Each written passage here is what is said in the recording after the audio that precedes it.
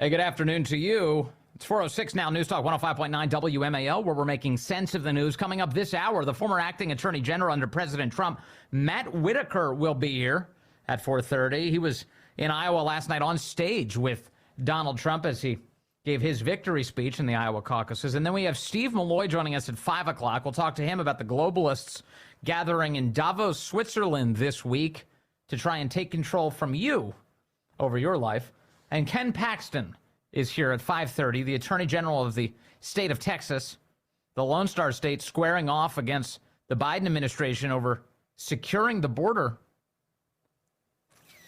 It's amazing. I'm seeing video footage right now of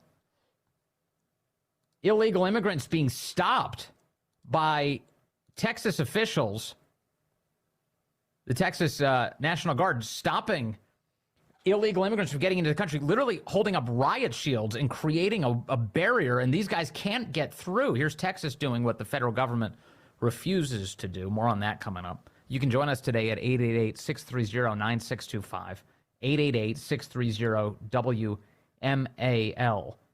We've got some calls coming in. Let me take Mike in Washington, D.C. on line 4. Mike, good afternoon. You're on the Vince Coglianese Show. Hello, sir. Hi, Vince. How are you? I'm good, Mike. You want to weigh in on the Iowa caucuses and the media's treatment of them? Yeah, I would love you to ask Matt Whitaker what he thinks about CNN, MSNBC. They both stated that they will no longer cover or air Trump's live comments because of things he may say. And, I mean, I think that they're violating their licenses. This isn't Twitter. They get special licenses to get into public places and airports and the such like that, and they have access to certain events. It's one thing to have, commentators and talking heads at certain hours, but for a news station, they actually said it. They're on tape saying, we're not going to air his comments live. So I think at some point they're violating their licenses.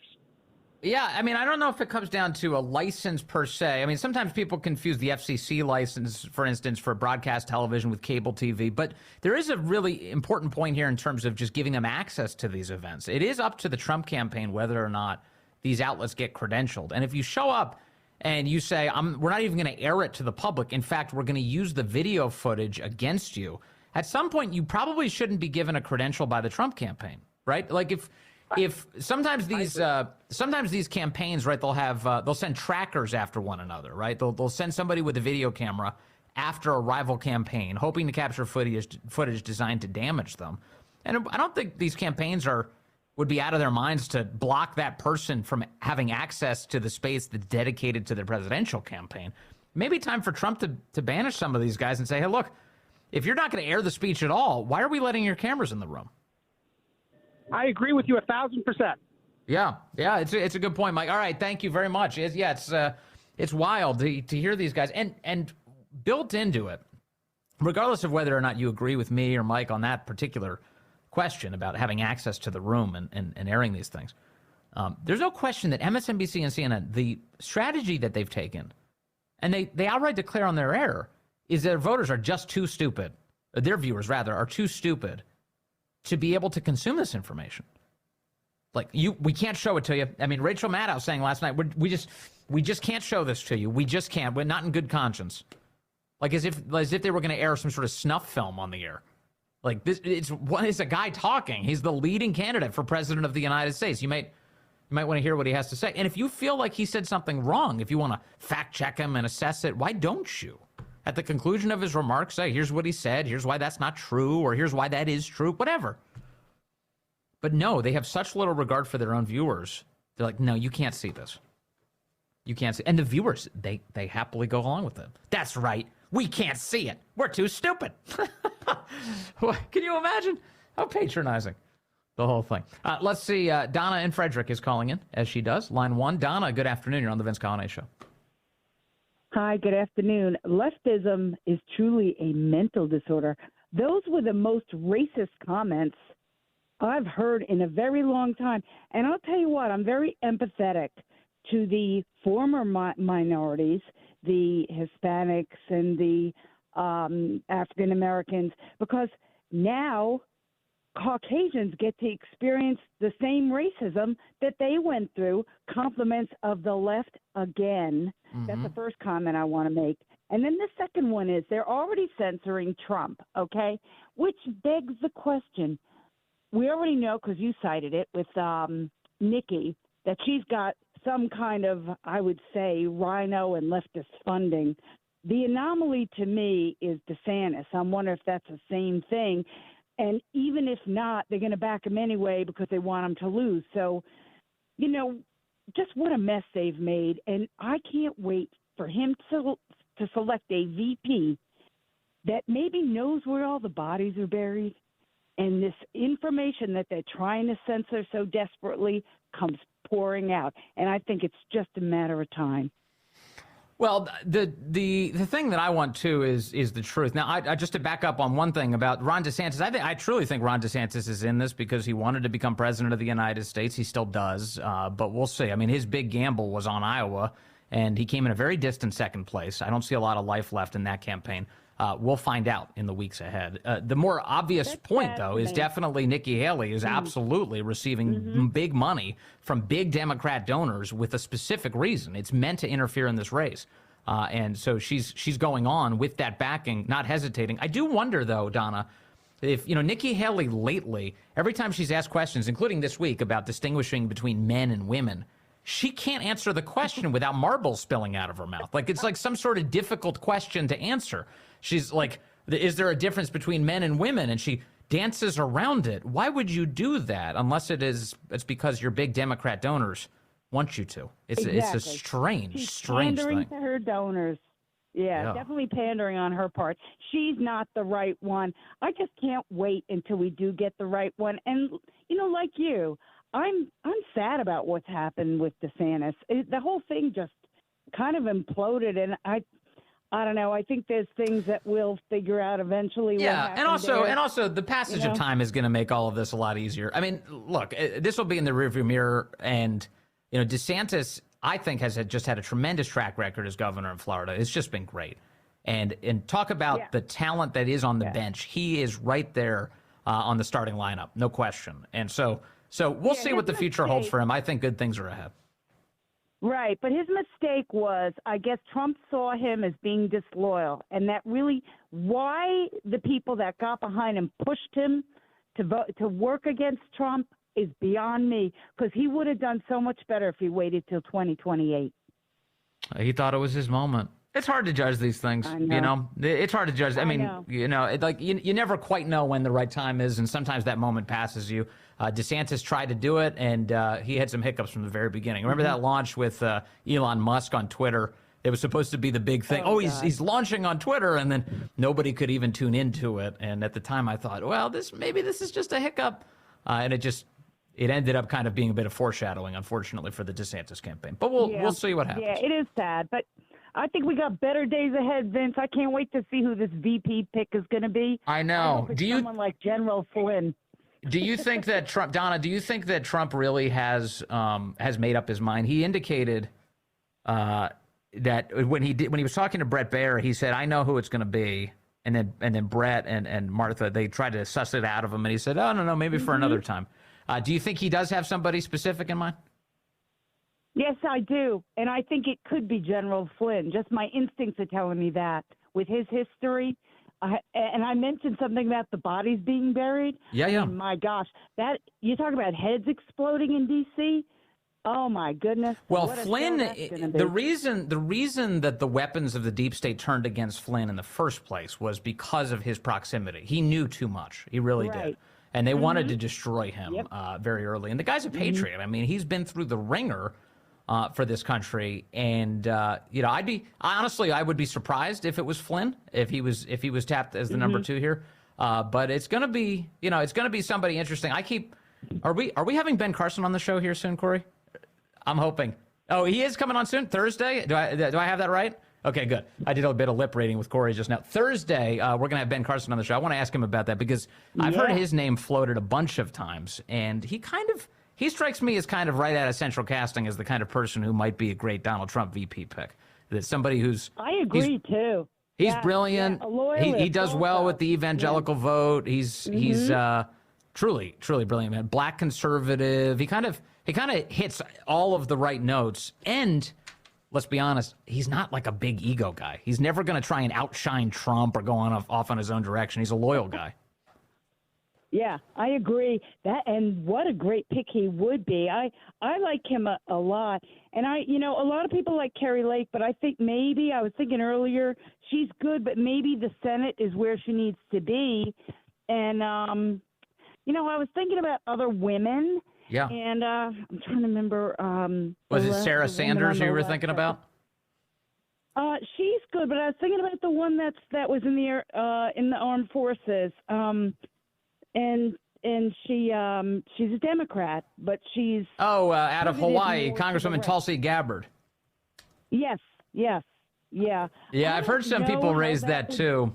That's interesting. My suspicion is that she probably has a lot of views that you and I would disagree with.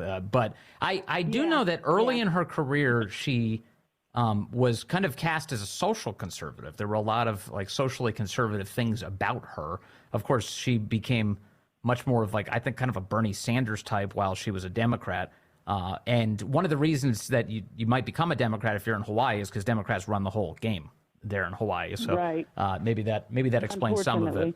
But we'll see. It could be very interesting. I have no idea. But on Sarah Sanders, I did hear her name floated around, and she just became governor in there in Arkansas. I think Arkansas needs her. I think they really do. I agree. And that same applies with Ron, too. Florida needs him. They're happy with him. And that's why it's almost like you don't want to upset that apple cart too much. And to all the governors out there, take a page from Texas and start protecting your own states. Just some subtle advice. That makes a lot of sense. But on Sarah Sanders, Donna, and I'll wrap it up here with you, I just think that she's dealing with a state that has, I believe, the lowest literacy rates in the country, or very low. And one of her obligations when she became governor was to increase the literacy of the children of the state of Arkansas. She made that her focus. And talk about practical things that could really make a difference in a child's life and any person's life. That is absolutely one of them. So I think she's the right person for that job right now in Arkansas, and I really want to see her succeed. I think it'd be just a huge benefit to not only Arkansas but to the country for her to succeed there, and that become one of those laboratories of democracy where maybe other states can copy her success should she prevail. So I'm rooting for her. I'm praying for her, and as always, I know you are too. Donna, thank you very much. I appreciate the call. My pleasure. It's fun. Good to talk to you.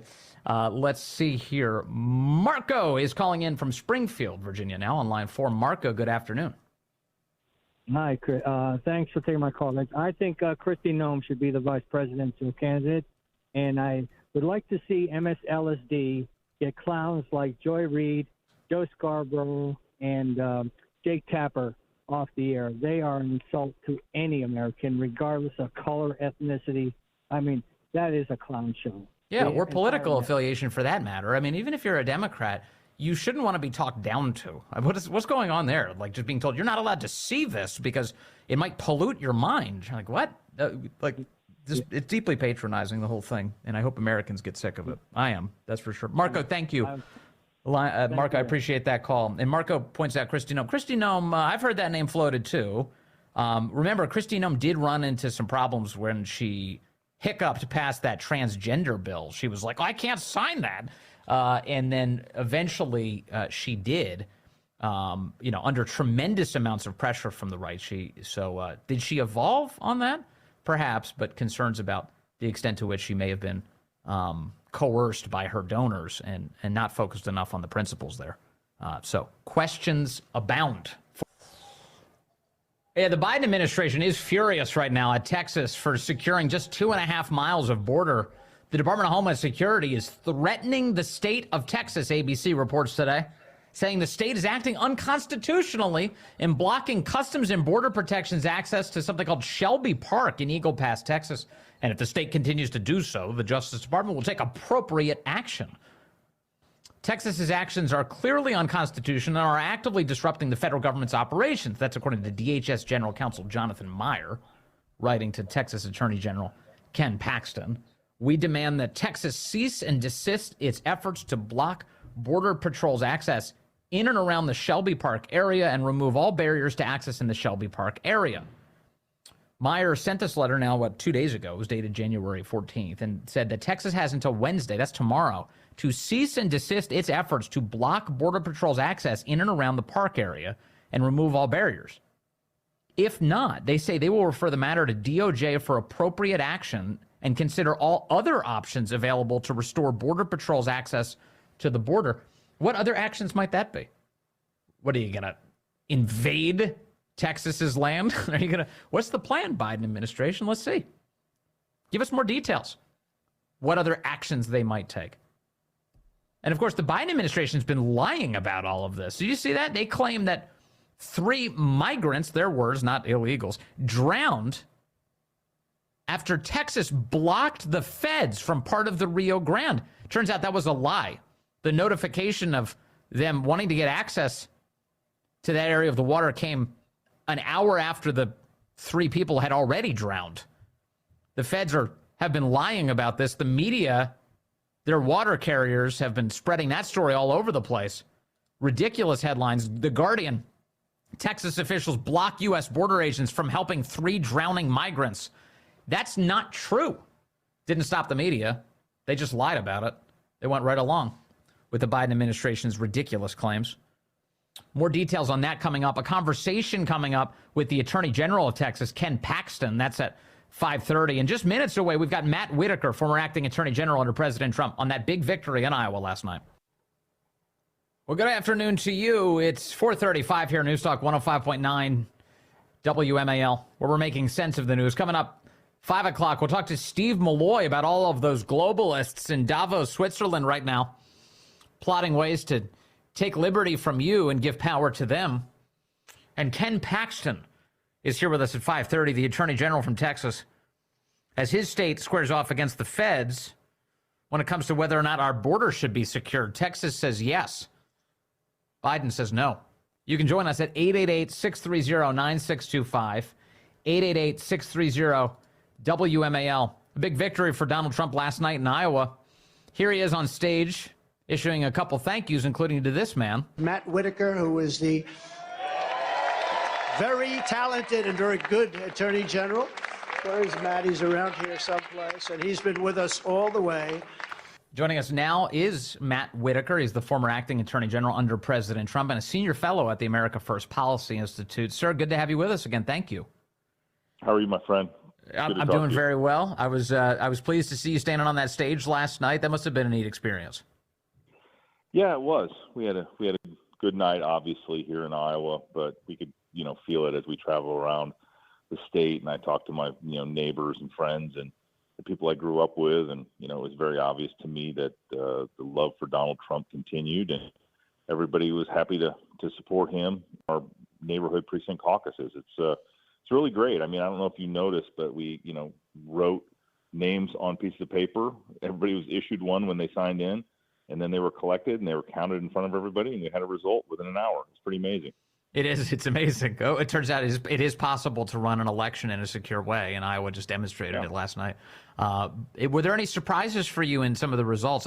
Obviously, this is the biggest electoral victory a Republican has had in an open primary in Iowa ever. It's a historic victory. Also, I noticed that that among people without a college degree, Donald Trump was just dominant yesterday, and he performed better with women than he did men even yesterday, despite the fact that he performed very well with both. Yeah, that was an interesting stat. I mean, there was just so much that was kind of key takeaways. But I think if you boil it down, is Iowans understood sort of what Donald Trump had done when he was president, those first 4 years, what he will do in his next 4 years, and they want those policies back.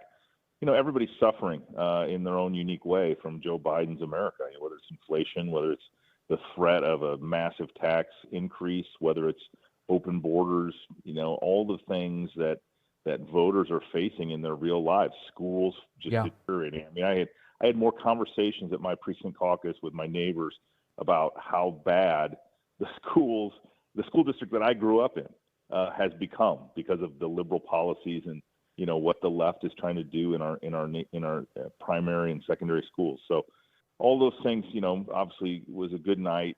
It's great to send President Trump to New Hampshire with some real wind underneath his sails. Yeah, for sure. I noticed last night, and maybe perhaps you saw afterwards, the media coverage was not complimentary of Trump. It was interesting because we all sort of knew that based on the polling that it was going to end up like this. Donald Trump really performed very, very well as expected, and yet the media seemed to be in a different level of panic last night. Both CNN and MSNBC refused to air most of Trump's speech. MSNBC refused to air it in its entirety. The networks were warning their viewers that they couldn't see this unfiltered. And simultaneously, you had anchors on MSNBC alleging that it was white evangelicals that delivered the victory because they couldn't vote for Nikki Haley because she's a brown woman, alleging that Iowans are racist and sexist for voting for Trump over Nikki Haley. What do you make of all of this? It's such a joke. These people are not serious, and I don't know how anybody, especially on the right, why any candidates on the right would ever give CNN or MSNBC or New York Times or Washington Post any quotes, any time, any attention.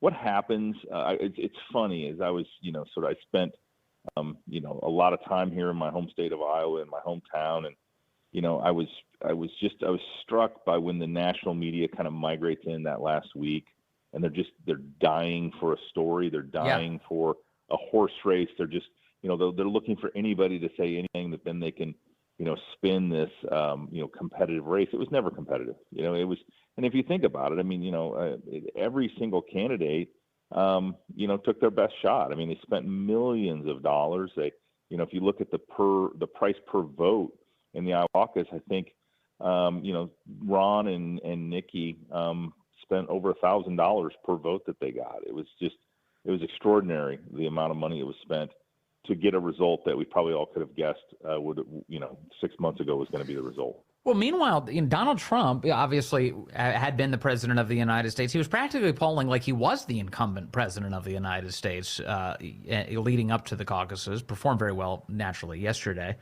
But he was held up in court so much of the time. He wasn't able to campaign on the ground in Iowa as much as you might expect a presidential candidate to do in a primary process or a caucus process in this case, and yet still prevailed. What does that tell you?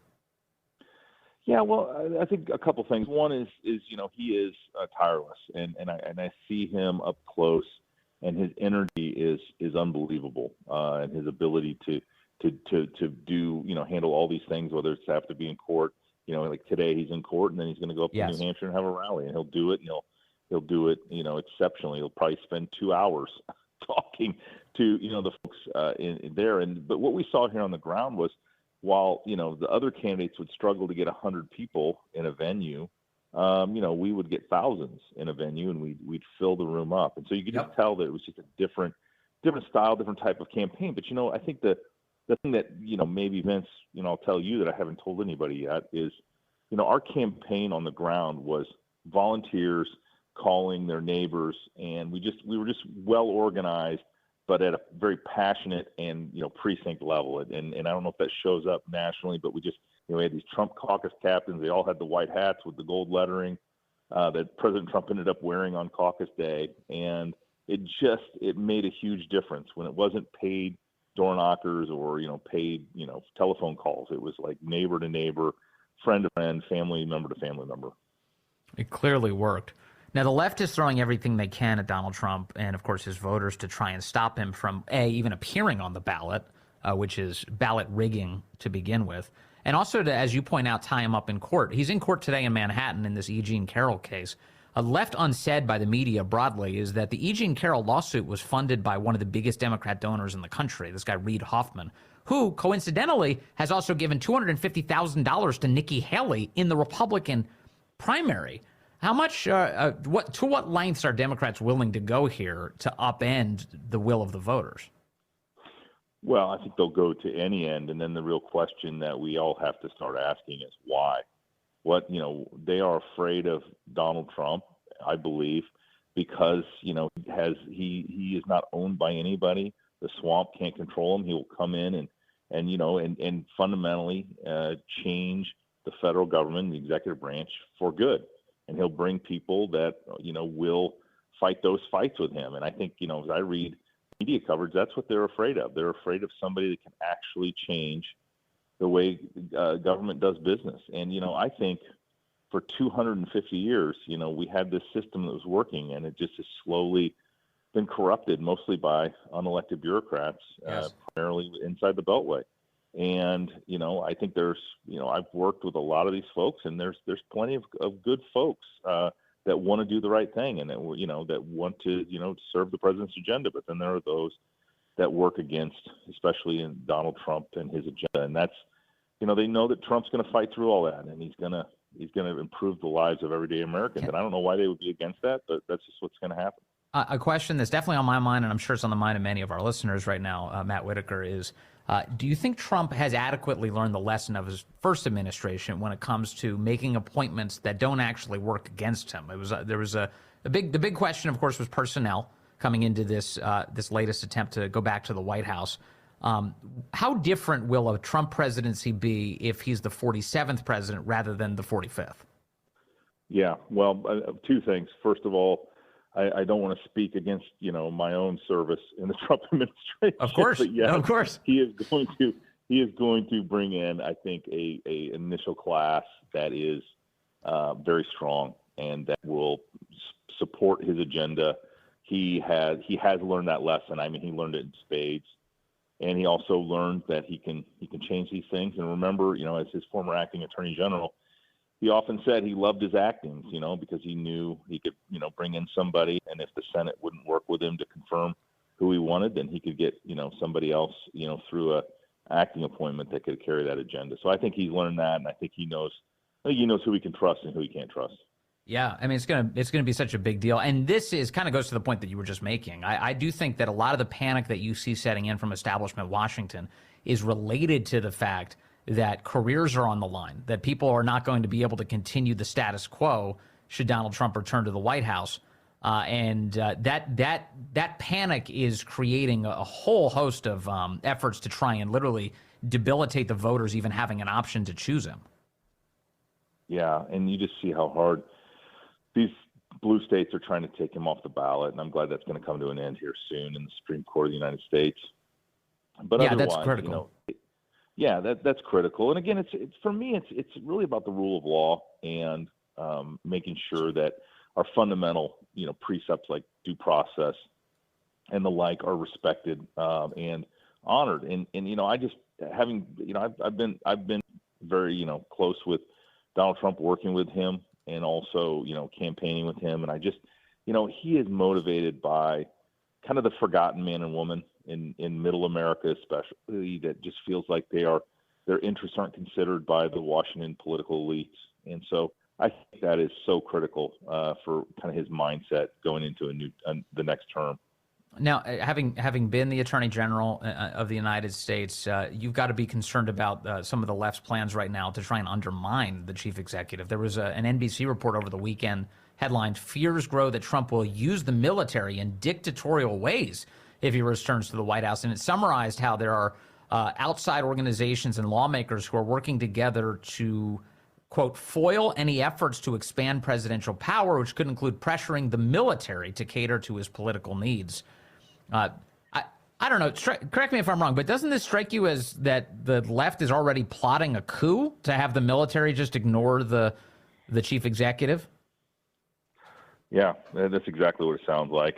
But it's also dangerous hyperbole because, Donald Trump never asked me to do anything illegal or unethical, and he never will. I mean, he's going to have people around him that know the law, know where the bounds of the executive branch under the Constitution are.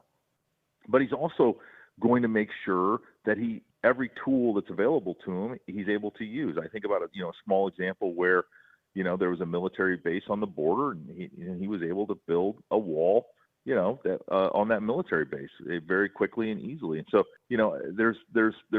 there's ways to do it, and Donald Trump is going to have the people around him that give him great advice so that he can do everything by the law.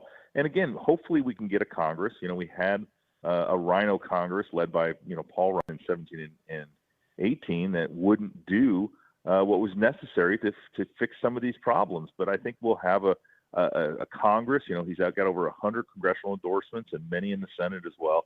I think if we can get the majorities in 2024 and the presidency, I will see a significant change in some of these intractable problems, and we'll finally make progress on behalf of the American people. All right. Matt Whitaker, former acting attorney general under President Trump and now a senior fellow at the America First Policy Institute, who was there last night with President Trump in Iowa. Sir, good to have you with us. Thank you very much. All right, Vince. Thanks for the time. Good to talk to you as always. Yeah, that's Matt Whitaker. And it's what I said at the outset is true. If you go back, you have to go back a bit to Bob Dole was the last person to hold a record in a contested Republican Iowa caucus. He had a 12.8% lead, And Donald Trump last night was, let's see here, just to do some quick math, 30 percentage points was his lead over Ron DeSantis. It's never been done by that margin, including when Trump ran back in 2016 in those Iowa caucuses. So it is pretty amazing, and a big night for him, leading. I think most people just say this is basically a done deal. It's fairly wrapped up at this point. We'll watch what happens in these states to come. Nikki Haley thinks it is now not a two-man race. In her words, a two-person race now, although she came in third yesterday. It's 4:50. Hey, Phil. Check, 1, 2. Phil, there he is. Go ahead, Phil. I think Phil's got a bad signal today. Hey, you there? Yeah, I'm here, Phil. Go ahead, sir. What's on your mind? Look, after what happened in Iowa, I'm 100% behind Donald Trump as president. I think we should all come together behind President Trump. I like what his message was about bringing everyone together. He is a uniting candidate, and I think we need to vote for the American president, Donald Trump, and get the communist Joe Biden out of the White House. Yeah, this it could be over very soon here, Phil, but I think it looks like it's headed that way. So thank you very much. Yeah, and it's important once we are past that primary process that, we all get on board with saving the country from Biden and company. Huh? Leo's in Colorado. Thank you, Phil. I appreciate the call, as always, sir. Leo's in Colorado now, line 2, I think wants to weigh in on this border dispute between the Biden administration and Texas. Hello, Leo. Hey, Vince. Having lived in California, Arizona, and Texas over the years, I've seen it. When I was a kid in California, they used to be called migrant workers. They'd come up, pick crops, go back down. Now they're just flooding across. Here's the thing. DHS has no right to come in and interfere with a state enforcing the border. What I was told Corey is DHS cannot pick and choose which portions of the border because they're going to set a precedent. All right? They had the responsibility, all right, to defend us, keep American citizens safe in America across the border. You can't do that. You're going to set a precedent, and DOJ has no authority. Texas has all the right to defend their border. Yeah, no, right now they're the Department of Homeland Sabotage, not Homeland Security, unfortunately. That is their obligation, though. They're supposed to be securing the country, not sabotaging it. Thank you, Leo. An excellent point. There are laws about this. I don't know why Congress is even debating the subject right now. You have to enforce them. That's the job. Or else leave. We should get rid of you. The voters are working on it. Coming up, Steve Malloy will be with us at 5 o'clock. We'll talk to him just minutes from now on the globalists who've assembled in Switzerland to rob you of power. John Kerry's there. He flew private.